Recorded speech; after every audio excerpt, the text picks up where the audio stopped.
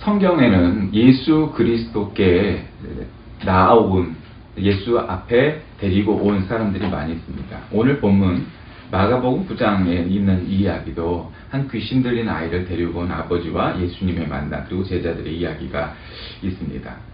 그런데 우리가 흔히 귀신 들렸다 하면 소위 말하는 미친 사람, 광자, 광인이 되는 거 아니냐?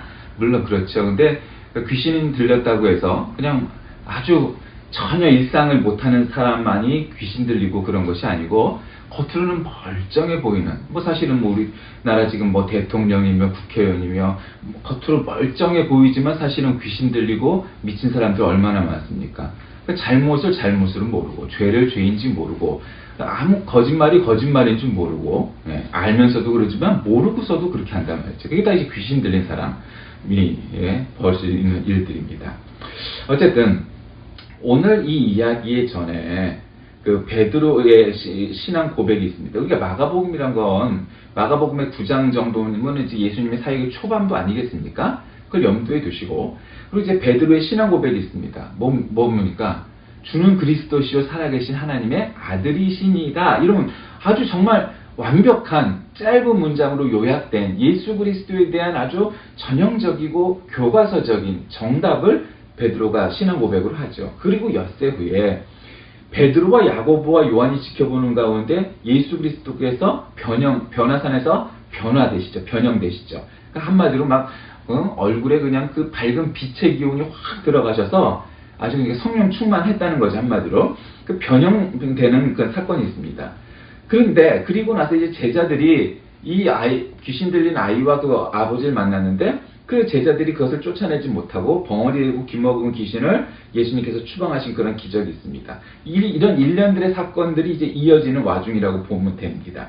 그래서 이 일들의 그 이유가 무엇입니까? 예수님은 원래 이 땅에 오실 때도 하나님이요 하나님의 아들로서 오셨지만, 그렇다고 해서 어렸을 때부터 남다름은 있었을지라도 그냥 애 때부터 그냥 안수하면 벌떡벌떡 일어서고 귀신을 내쫓고 그랬던 기록은 남아있지 않습니다. 그분은 40일간의 금식기도, 사막에서의 금식기도 이후에 변화산에서의 변형 이후에 그때 비로소 한마디로 수련과 시련과 고난과 훈련과 또 성령 충만함을 다 경험하신 이후에야 비로소 예수님이 이러한 기적적인 일들을 소위 말하는 보여주시게 된 거죠. 그런데 제자들은 그러하지 못했어요. 그래서 예수님이 오늘 본문에서도 이제 책망하시는, 야단치시는 대목이 나옵니다. 근데 야단이라는 거는 꼭 감정적인 게 아니고 그거를 이렇게 박차를 가한다고 그러죠. 박차라는 게 뭐예요? 말해 보면은 원래 말을 타는 사람들의, 카우보이들의 이 장화 혹은 부츠 뒤끝에 보면은 이게 살짝 별 모양으로 톱니바퀴 같은 게 있어갖고 그걸 말을 싹 그렇게 하면은 말이 um쩍 놀라서 이렇게 빨리 뛰어가잖아요. 그게 이제 원래 박차란 말이죠. 그런 게. 그러니까 박차를 가하는 거죠. 그러니까 예수님이 제자들에게 야 너희도 좀 성령 충만해. 너희도 기도 많이 해서 성령 충만해야 돼. 너희도 하나님 말씀을 깊이 있게 묵상해서 하나님 말씀에 아주 정통해야 돼. 이렇게 하는 거 이유가 뭐예요? 너희들이 구원받고 성결하게 살며 사람들에게 그러한 거룩한 영향력을 끼칠 수 있는, 즉 제자로서, 사도로서 그 자격을 갖춘 사람이 되어야 해. 이제 그거를 이제 책망하시는 이제 그런 거였는데, 예수님이 이 사람들에게 그걸 했을 때 그와 같은 일들이 벌어지지 못하고 있는 상황이었던 거죠. 그런데 산 아래 사람, 그건 이제 변화산, 즉 산 위에서의 일들이에요. 산 위에서라는 거는 영적인 느낌 측면도 있고 또 사실은 실질적인 물리적인 적어도 있어요. 그러니까 산 위에 있다는 건 산 위에서만 살아라 이런 차원이 아니고, 산 위에 있었던 예수님과 베드로와 베드로를 비롯한 제자들의 이 일과 산 아래에 있었던 사람들의 상황이 달랐다는 거죠. 그러니까 그렇게 산에 내려오니까 귀신에게 사로잡힌 소년이 나타나는 거죠. 그 다음에 이제 이 귀신에 사로잡힌 소년, 그 다음에 그로 인해서 절망에 사로잡힌 아버지, 그리고 또 그들을 바라보는 세상 사람들의 편견 속에 있는 서기관을 비롯한 세상 사람들. 이게 지금 세상의 모습이라는 거죠. 여러분, 우리 모두에게가 갖고 있는 일들인 거죠. 우리 모두에게 뭐 꼭 우리 모두가 다 귀신 사로잡힌 소년, 자식을 갖고 있는 건 아니지만 그렇진 않아도 문제거리 없는 집안, 걱정이 없는 집안, 그런 집안이 세상에 어디 있겠어요. 부자에게도 걱정거리가 있습니다. 잘 사는 사람, 명예가 권력이 있는 사람들 속에서도 고민이 있어요. 그게 세상인 거죠. 그게 인생이에요. 그래서 불교에서는 그것을 인생을 고해, 고통의 바다다 이렇게 표현하지 않습니까? 꼭 뭐 그런 측면에서 인생은 어떤 인생이건 어려움이 있어요. 근데 지금 변화산에서 내려와서 만나게 된 이 소년과 그 아버지 그리고 세상 사람들은 다 저마다 문제를 갖고 있는 거예요. 귀신에게 붙잡혀서 그 귀신이 일생 동안 소년을 물러 빠져들게 하고 불에 그냥 들어가게 하고 그래서 물에 빠져 죽게 해도 불에 타 죽게 해도 만들려고 귀신이 이게 아주 나쁜 귀신인 거죠. 진짜 귀신인 거죠. 그냥 정신이 좀 살짝 이렇게 된 게 아니고 우리 뭐 박근혜나 뭐 이런 사람한테 붙잡힌 귀신은 그런 짓을 안 하잖아요. 그러니까 독한 귀신이 아니에요. 그러니까 심한 귀신이 아니에요. 그러니까 그 심한 짓은 안 저지르죠. 근데 이거는 이게 그런 면에서 야트막한 거예요. 그거는 약간 고차원적인 귀신이 붙은 거고, 요거는 아주 그냥 장난꾸러기인 거죠, 한마디로. 그냥 단순한 거예요. 그냥 물에 빠져 죽고 불에 그냥 타 죽으라고 막 그렇게 귀신 들린 거예요. 아이에게 붙은 귀신이지만. 그리고 그 아이를 바라보는 소년의 아버지는 어땠겠어요? 참 이게 대책이 없는 거죠. 의사에게 데려간다고 해결이 되었겠어요. 그 당시에 뭐 정신과 의사 상담가가 있는 것도 아닌데, 이거는 뭐 이렇습니다, 저렇습니다. 상담을 해줄 수 있는 게 아니에요. 이거는 그냥 죄인인 거예요. 문둥병도 그냥 죄인인 거예요. 그냥 정신병이든 뭐 귀신 들린 거든 이런 정신과적 치료가 필요한 사람들도 이건 다 죄인인 거예요. 그러니까 그때 당시는 그게 의학적으로 풀이를 하지 않죠. 그러니까 사실은 그 죄의 본질과 관계가 없지만 사람들은 그렇게 생각하고 믿었던 거예요. 그러니까 그런 편견에 사로잡힌 제사장들과 서기관들과 뭐 세상 사람들은 그런 종교적 편견 속에 있었어요. 그러니까 이 사람들은 향하여서 사실 오늘 본문 19절에도 믿음 없는 세대라고 표현했습니다. 그들의 갖고 있는 성격이 뭡니까? 무능하고 무관심하고 무자비하고 뭐 이러한 것들이 그 사람들의 특징이었습니다. 그런데 예수님께서는 이 아이를 만나서 귀신을 내쫓아 주시고 그러면서 제자들에게도 너는 왜 그걸 못 내쫓았냐? 그게 믿음이 없는 세대다. 너 믿음이 없다. 이렇게 말씀해요. 그러니까 넌 능력이 없다. 이렇게 말씀하시지 않았어요.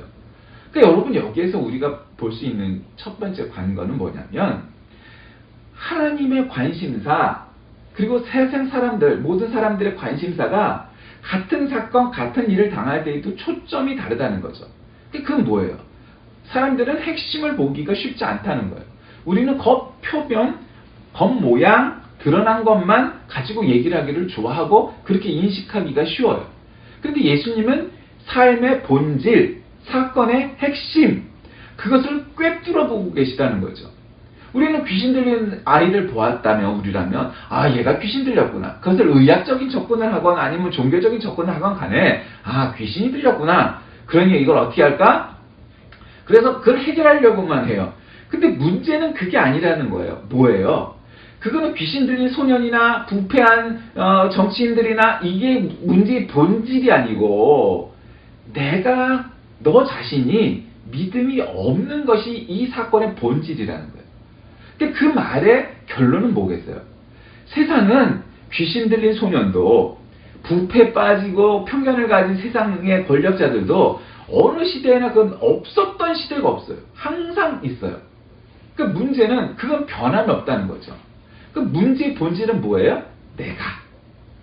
내가 믿음이 있어야 된다는 거죠. 그 믿음으로 인한 능력이 흘러나와야 된다는 거죠. 어떤 사람과 사건을 바라볼 때에 그 사물을 향하여 믿음의 시각으로 바라다보고 해결하려고 하는 믿음이 우리에게 있어야만 그 문제를 해결할 수도 그 사람을 설득할 수도 혹은 치유할 수도 있다는 거죠. 아버지와 예수님이 만나죠. 근데 아버지는 귀신 들린 아들을 데리고 예수님 앞으로 나옵니다. 그리고 즉각적으로 귀신은 아이를 또 괴롭힙니다. 그 경련을 일으키죠. 아마 지금쯤으로 얘기를 하면 간질일 수도 있고요. 뭐 공황장애나 다른 정신장애가 너무 심해졌을 수도 있고요. 뭐 그렇게 의학적으로 판단할 수 있겠죠. 그러나 어쨌든 귀신 들린 것만은 분명해요. 근데 귀신이 얼마나 아이 속에서 강하게 역사하고 있는지를 이제 보여주는 대목이었는데, 예수님께서 그 아이의 아버지에게 이렇게 묻습니다. 예수님께서 그 아버지에게 언제부터 이렇게 되었느냐? 그 문진을 하는 거죠. 어릴 때부터니이다. 어릴 때부터 불과 물에 자주 던졌나이다. 어릴 때부터. 그 아이의 귀신 들림은 아주 오래된 것이죠. 태어나서부터 얼마 지나지 않아서부터 그러니까 이 아이도 아직은 소년인데 어릴 때부터라고 표현했으니까 정말 아기 때 시절부터 귀신 들렸던 거예요. 근데 누가를 해도 의사한테 데려가도 제사장한테 데려가도 그 문제를 해결할 수 없었다는 거죠. 헛수고 그 다음에 희망이 없었다는 거예요. 그렇게 예수님 앞에 말합니다. 그러면서 귀신이 그를 죽이려고 불과 물에 자주 던졌나이다. 그러나 무엇을 하실 수 있거든 우리를 불쌍히 여기사 도와주옵소서. 그러나 무엇을 하실 수 있거든 우리를 불쌍히 여기사 도와주옵소서. 이 아버지 모습이 사실은 인간의 본연의 모습이죠. 어느 부모가 이렇게 귀신 들린 아픈 아이를 낫게 해달라는 마음은 어디를 데려가든 그거 하나만 해도 무언을 못하겠어요. 근데 그 아버지는 그것을 해결받을 수가 없었어요. 용하다는 의사도 제사장 앞에도 데려갔지만 해결할 수가 없었습니다. 그래서 큰 기대는 없었고 이 양반도 유명한 분이지만 해결할 수 있으려나? 해결할 수 있으면 좋고 뭐 이런 거죠.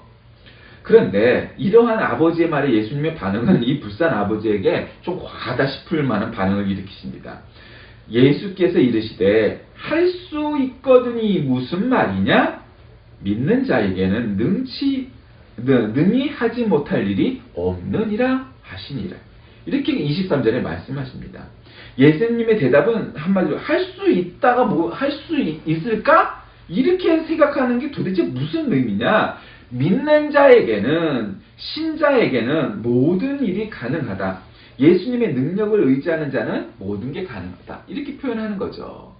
그러니까 여러분 이게 2000년 전의 이 시대에나 오늘날 우리에게도 똑같이 적용되어지는 말씀입니다. 할 수 있다 하신 이가 하나님이시고 예수님이신데 우리는 예수님 정말 하실 수 있을까? 이게 해결될까? 그리고 우리는 되도 않는 일을 생각을 하죠. 부자가 되고 뭐가 되고 시험에 붙고 붙으면 어떻게 할 건데? 부자가 되면 어떻게 할 건데? 우리가 갖고 있는 비전, 우리가 갖고 있는 꿈이 도대체 예수님과 무슨 관계가 있는지를 설정해 놓으셨습니까? 그게 없다면 여러분은 출세하면 출세할수록 잘못되는 거예요. 건강하면 건강할수록 쓸데없는 데 쓰는 건강이 되는 거예요. 시험에 합격하고 공부를 잘하면 박근혜나 검사나 의사들처럼 되는 거예요. 결국 그렇게 더 큰 죄를 짓는 거예요. 그건 아무 의미가 없는 거예요. 그러니까 여러분이 우리가 기도를 한다는 건, 믿음을 갖는다는 건 예수님과 우리가 어떤 관계가 있는지를 설정하고 그래서 예수님을 위하여 하나님을 위하여 우리의 삶이 어떻게 살아져야 하는지에 대한 관계 설정을 끊임없이 나침반처럼 지도처럼 내비게이션처럼 자신의 좌표를 늘 되돌아볼 수 있을 때 그 믿음이 건강한 거예요. 그렇지 않고 내가 잘못 가는데도 교정하지 않고 다시 설정하지 않고 경로를 재검색하지 않는다면 이미 그 삶은 굉장히 잘못된 삶이에요. 남들이 보면 부자가 됐고 남들이 보면 공부 잘했고 남들이 보면 권력을 잡았고 성공 가도를 달리는 것 같지만 결국은 무너져버리는 그러한 대통령들의 말로들처럼 그게 결코 성공한 인생이 될 수 없는 거예요. 그래서 예수님은 문제의 본질은 뭐냐? 네가 하나님을 믿는 믿음, 진정한 믿음이 있다면 할 수 있으시거든 이라는 것이 도대체 무슨 명제고 무슨 전제고 무슨 전이냐? 하나님에겐 그런 것이 없다. 하나님은 전지전능하신 하나님이신데 무소부지하신 하나님이신데 이깟 귀신 하나 내쫓는 것이 하나님에게 무슨 의미가 있다고? 너는 할 수 있거든이 무슨 말이냐? 그 전제 자체가 잘못됐다는 거예요. 하나님은 그와 같은 비교 대상, 하나님은 그와 같은 무슨 전제 조건, 하나님은 그와 같은 어떤 조건절이 아니시라는 거예요. 절대적인 분이신데 우리들의 믿음이 그와 같지 못하기 때문에 우리가 무엇을 바라건 우리가 무엇을 기도하건 그와 같은 일들이 이루어지지 않고 또 설사 우리가 그것을 이룰 만한 능력이 있을지라도 우리가 믿음의 관계에서 하나님과 인격적 관계에서 어떠한 관계 설정을 했고 내가 이 시험을 합격하면 내가 부자가 되면 내가 성공하면 내가 승리하면 하나님의 영광을 위하여 이와 같은 일들을 하리라 하는 그런 비전이 있는 것이 아니고 그저 오로지 나의 출세와 내가 부자 되는 것에만 연연한다면 도대체 그와 같은 쓰레기 같은 생각이 무슨 의미가 있느냐는 거예요. 대부분의 사람들이 사실 그리스도인들이라고 자청하는 기독교인들 속에서도 그와 같은 일들이 너무 많은 거예요. 그런데 놀라운 일이 일어납니다. 누구도 고칠 수 없었던, 쫓아낼 수 없었던 귀신이 그 아이에게서 떠나가게 된 거죠. 이러한 놀라운 기적은 어디서 비롯되었나요? 그것은 믿음입니다. 예수님은 믿는 자에게 능치 못할 일이 없다고 선포하셨고 아무에게나 당신의 능력을 행하시지 않았고 오직 참 믿음, 예수님을 신뢰하고 참으로 의지하는 믿음을 가진 자에게 드러내셨죠.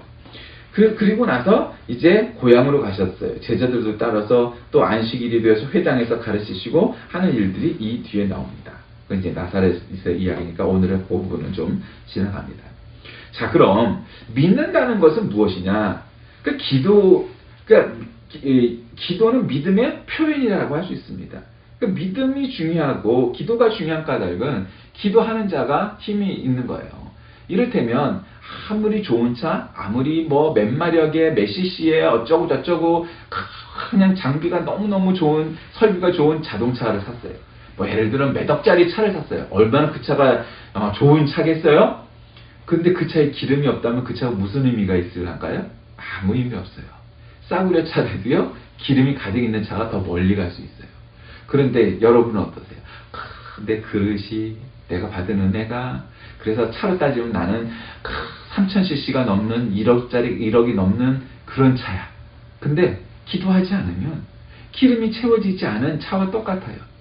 그래서 어떤 때는 믿음이 별 볼 일 없다고 여기는 그런 싸구려 차야 경차에만도 못해서 그 경차만큼도 못 가요. 왜? 내 안에 기름이 없기 때문입니다. 내가 기도하고 있지 않기 때문입니다. 여러분 그것이 우리의 인생이 얼마나 중요한지 생각해야 됩니다. 예수님은 오늘 귀신을 내쫓는 게 중요한 게 아니다. 제자들을 왜 책망하셨어요? 야! 그까짓 거 너희들이 한번 기도하고 예수 그리스도 이름 명하노니 귀신아 물러가라! 하면 귀신은 물러갈 터인데 너희는 왜 그걸 못하냐 이 말이야. 그게 세상 무엇보다 쉬운 거고 공부 안 해도 할 수 있는 거고 믿기만 하면 할 수 있는데 안 된다. 그래서 책망하셨다는 거예요.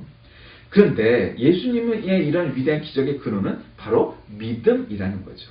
그 믿음은 정말 쉬우면서 정말 어려운 거예요.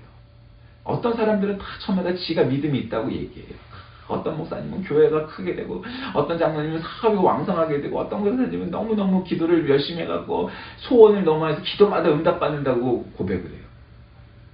근데 정말 그러한 외형들이 예수님이 말씀하시는 이 본질에 얼마나 가까이 있는가? 여러분 예수 안 믿어도 인생 출세합니다. 부자도 됩니다. 그런데 그것들은 예수님과 관계가 없는 것들은 가면 갈수록 점점 예수님과 멀어질 뿐이에요. 왜? 지가 잘나서 된 것들이라고 믿기 때문이죠. 그 사람들이 애초에 그랬다는 게 아니에요. 사람은 성공하면 성공할수록요 자기 도취에 빠져요. 내 잘나서 이렇게 부자가 된 거야. 내 잘나서 이렇게 공부 잘한 거야. 내 잘나서 이렇게 출세하고 대통령 된 거야 라고 믿어요. 그럼 모든 사람이 똑같아요. 그런데 예수를 믿는다는 건 그와 뭐가 다를까요? 내가 잘나서가 아니라 우리 하나님의 은혜로 내가 이렇게 되었다. 이렇게 고백하는 게 믿음이에요. 그러니 우리가 막 기독교적인 저거를 빼고도 그냥 아주 객관적으로 이를테면 종교학적으로 따져봤을 때도 이 종교의 필요성은 바로 그런 거예요. 성공할수록 이게 다 여러분 덕분입니다. 이렇게 하는 사람과 내가 잘나서 내가 대통령이 됐어. 그러니까 거짓말을 해도 잘못을 저질러도 그것은 관계가 없다고 계속 거짓말하잖아. 손으로 하늘을 가리려고 하는 것이죠. 지금 그러고 있는 거 왜 그래요? 내 능력으로 대통령이 된 거고 내 능력으로 출세한 거고 내 능력으로 부자가 됐다고 여기는 세상에 많은 사람들이 문제가 생겨도 그 문제가 그래서 허물어질 때 그게 왜 허물어질지를 모르는 거예요. 왜? 자기의 교만에 빠져있기 때문이죠. 자, 믿음이란 뭔가요? 이 모든 것이 하나님의 은혜입니다. 이 모든 것이 하나님이 해주셨기에 감사한 일입니다. 나는 보잘것없는 존재이지만 하나님이 나를 들어 쓰셨습니다. 라고 고백하는 게 믿음입니다. 오늘 귀신 들린 사건이 나옵니다.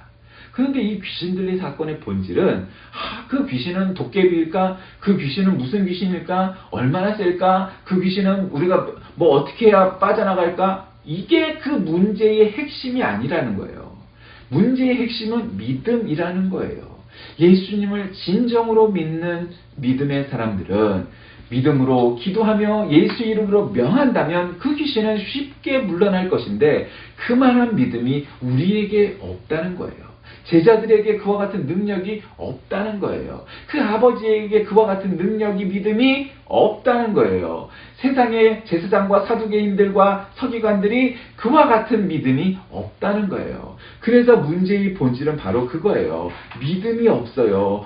여기에 능력이 없고 재산이 없는 게 아니고 그게 없는 거예요. 그런데 예수님은 오늘 이걸 통해서 믿음이 이기는, 믿음이 승리하는 사건을 보여주신 거예요. 말씀을 정리하려고 합니다. 여러분, 성경은 우리에게 역사를 가르치고 철학을 가르치려는 목적이 있는 책이 아니에요.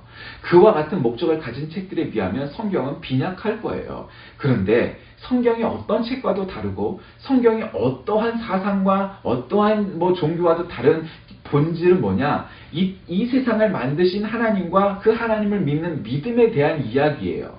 그 믿음이 있으면 우리는 구원을 받아요. 근데 그 믿음이 없으면 구원을 받을 수가 없어요. 라는 이 문제에 관하여서 성경은 독보적이고 유일한 이 세상에서 어떠한 것도 대신할 수 없는 책이고 사상이고 가르침이고 말씀입니다. 그것을 믿는 것이 믿음입니다.